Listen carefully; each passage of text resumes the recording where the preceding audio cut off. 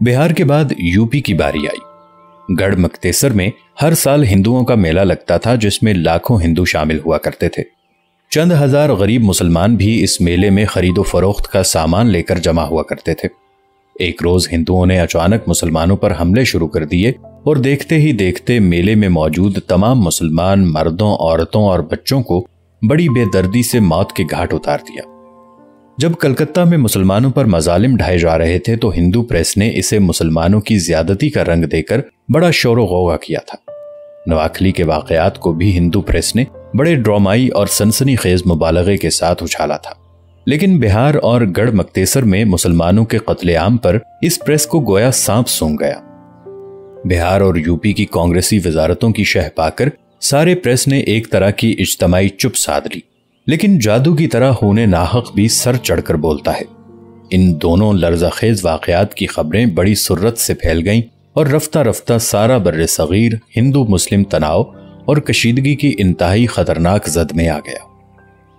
जब नवाखली में फसाद हुआ तो गांधी जी फौरन वहां पहुंचे और कई माह तक उन्होंने मुतासरा इलाकों का पैदल दौरा किया।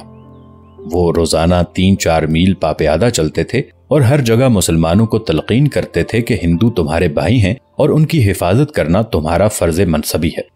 इसी दौरान बिहार में फसादात बर्पा हो गए। बिहार के कुछ कांग्रेसी मुसलमानों की बार बार इस्तदा पर गांधी जी ने नवाखली का पीछा छोड़ा और बड़ी मुश्किल से बिहार तशरीफ लाए। यहाँ पर उन्होंने जो कुछ देखा उसने हिंदू जाति की अमन पसंदी, सुलहजुई और गैर तशद्दुद पसंदी के मुताल्लिक उनके बहुत से मफरूजात की काया पलट दी। यहाँ पर वसी व अरीज इलाकों में मुसलमानों का नामो निशान तक मिट चुका था। घर लुट चुके थे, मस्जिदें वीरान पड़ी थीं, कुएं मुसलमान औरतों की लाशों से अटाअट भरे हुए थे। कई जगह नन्हे मुन्ने बच्चों के ढांचे अब तक मौजूद थे, जिन्हें लोहे के कील गाड़कर दरख्तों और दीवारों के साथ टांग दिया गया था। ये रूह फरसा नजारे देखकर गांधी जी को गालिबन जिंदगी में पहली बार ये एहसास हुआ कि हिंदू कौम इतनी नर्म दिल, अमन पसंद और गैर मुतशद्दद नहीं है जितना कि वो समझते और प्रचार करते रहे हैं। मुसलमानों के खिलाफ बेफर कर हिंदू भी खूंखार दरिंदगी का पूरा मुजाहिरा करने पर कादिर हैं। गांधी जी के जीवन साथी, सेक्रेटरी और सवाने निगार प्यारे लाल ने अपनी किताब Mahatma Gandhi the last phase में बड़े वाज़े तौर पर एक बात का एतराफ किया है कि बिहार की खूंरेजी देखकर गांधी जी की आंखों से पर्दा उठ गया और मुत्तहिदा हिंदुस्तान के मुताल्लिक उनका देरीना ख्वाब टूटकर पाश पाश हो गया। इन अलमनाक वाकयात ने एक तरफ तो गांधी जी के ज़ाती, सियासी और अखलाकी फलसफे में इनकलाब अजीम बर्पा किया, दूसरी तरफ वायसराय हिंद के फौजी तरबियत याफ्ता जहन के सामने भी तल्ख हकायक के अंबार लगा दिए। ब्रिटिश इंडिया खाना जंगी की मुहिब लपेट में घिरा हुआ था। इस बढ़ते हुए तूफान का मुकाबला करने के लिए वायसराय के वसाइल खौफनाक हद तक महदूद थे। जंगे अजीम की वजह से आला इंतजामी सर्विसों में अंग्रेज अफसरों की तादाद निस्फ रह गई थी। ब्रिटिश गवर्नमेंट के स्टील फ्रेम ICS में 500 से भी कम अंग्रेज अफसर थे। अक्सरियत भी आजादी से पहले रिटायर होकर वापस जाने के लिए पर तोल रही थी। हिंदुस्तान पर ब्रिटिश असर कायम रखने के लिए उन लोगों ने बड़े बड़े मार्के सर किए थे, लेकिन अब एम्पायर का साया ढल रहा था। हिंदुओं और मुसलमानों के बाहमी कतालो जदाल में कोई नुमाया हिस्सा लेने में उन्हें कोई दिलचस्पी न थी। हिंदुस्तान की अफवाज में भी ब्रिटिश अफसरों की तादाद 11,000 से गिरकर फकत 4,000 रह गई थी। गोरा फौज के यूनिट भी बड़ी सुर्रत से इंग्लिस्तान वापस जा रहे थे, क्योंकि जंग के बाद मुल्क की तामीर नौ के लिए बरतानिया को अपनी अफरादी क़ुव्वत काम पर लगाने की शदीद जरूरत थी। सिविल और मिलिट्री वसाइल की इस तकलीलो तखफीफ के पेश नज़र बर्रे सगीर के बिगड़ते हुए हालात को कंट्रोल रखना वायसराय के बस का रोगना था। अवामी सतह पर किश्तो खून का बाजार गर्म था।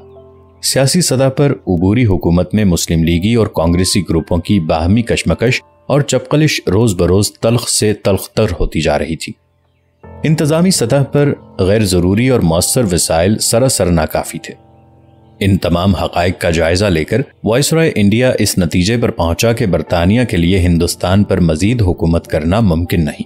इसलिए उसने ब्रिटिश गवर्नमेंट के पास पुरजोर सिफारिश की कि बर्रे सगीर का इख्तदार मुकामी लोगों को मुंतकिल करके बरतानिया को जल्द अज जल्द अपनी इस जिम्मेदारी से सुबुकदोश हो जाना चाहिए। इस पस मंजर में वजीर आजम एटिली ने 20 फरवरी 1947 को ये तारीखी ऐलान किया कि हुकूमत बरतानिया 1948 तक लाजमी तौर पर हिंदुस्तान के इख्तदार से दस्तबरदार हो जाएगी। ये इख्तदार किसको सौंपा जाएगा? क्या ब्रिटिश इंडिया की किसी वाहिद मरकजी हुकूमत को मुंतकिल किया जाएगा, या अलग अलग सूबों के सपुर्द किया जाएगा, या कोई और मुतबादिल तरीका इख्तियार किया जाएगा? इसका फैसला वक्त आने पर हालात के पेश नज़र तय पा जाएगा। इसके साथ ही वजीर आजम अटेली ने यह भी ऐलान किया कि लॉर्ड वेवल की जगह लॉर्ड माउंटबेटन को हिंदुस्तान का वाइसरॉय मुकर्रर कर दिया गया है। इस ऐलान पर कांग्रेस ने खुशी के बड़े शादियाने बजाय लॉर्ड वेवल मुद्दत से उनकी तनकीद तनकीज का निशाना बना हुआ था। कांग्रेसी गुर्गे काफी अरसे से हुक्मरान लेबर पार्टी के हलकों में लॉर्ड वेवल के खिलाफ अपना असर व रसूख मुस्तादी से इस्तेमाल कर रहे थे। फील्ड मार्शल वेवल का कसूर सिर्फ ये था कि कांग्रेस के ईमा पर छोड़ने के बजाय उसने मुस्लिम लीग को बराह रास्त उबूरी हुकूमत में शामिल कर लिया था। अब ये बात पाए सबूत तक पहुंच गई है कि लॉर्ड वेवल की माजूली और लॉर्ड माउंटबेटन की तकर्री का पंडित जवाहर लाल नेहरू को पहले से इल्म था और इस फैसले को उनकी आशीर्वाद भी हासिल थी। लॉर्ड माउंटबेटन बरतानिया के शाही खानदान का फर्द था और जाती तौर पर बड़ी पुरकशिश और चकाचौंध कर देने वाली शख्सियत का मालिक था। उसकी सरिश्त में खुद एतमादी कूट कूट कर भरी हुई थी और अपना काम निकालने में उसे बला की तेजी, तर्रारी और अनथक मेहनत और मुस्तादी का मलिका हासिल था। वो शहरत का दिलदादा, जाती पब्लिसिटी का रसिया और राय आमा को अपनी ख्वाहिशात में ढालने का बाकमाल माहिर था। लॉर्ड वेवल का हश्र देखकर माउंटबेटन ने यह सबक पल्ले बांध लिया था कि अपने मिशन में कामयाबी हासिल करने के लिए उसे कांग्रेस की खैर सगाली और खुशनुदी को हर कीमत पर खरीदना पड़ेगा। यह कीमत उसने बड़ी फराखदिली से मुसलमानों के खाते से अदा की। लॉर्ड माउंटबेटन ने खास तौर पर पंडित जवाहर लाल नेहरू के साथ बहुत जल्द बड़े गहरे ताल्लुकात उस्तवार किए। इस रिश्ते की आबियारी में लेडी माउंटबेटन का बड़ा हाथ था, जो ज़ाहिरी हुस्न जमाल, जहनी रफाकत और तमद्दनी और तहजीबी नज़ाकत का खूबसूरत मरक़ा थी। हिंदुस्तान के आखिरी वाइसरॉय के तौर पर लॉर्ड माउंटबेटन यहाँ हुकूमत करने नहीं आया था, बल्कि बर्रे सगीर से ब्रिटिश हुकूमत की बिसात लपेटने आया था। 15 जून 1948 तक इस फर्ज को पूरा करने के लिए उसके पास फकत 15 माह थे। विंस्टन चर्चिल के नजदीक इतनी बड़ी सल्तनत के कारोबार को इतने कलील अरसे में मुंतकिल करने की कोशिश शदीद खतरों से खाली न थी। उसने इस जल्दबाजी को शर्मनाक करार दे दिया था, जैसे जहाज को खतरे में घिरा देखकर उसके पैंदे में सुराख करके उसे डबो दिया जाता है। लेकिन लॉर्ड माउंटबेटन के ज़मीर पर ऐसा कोई बोझ न था।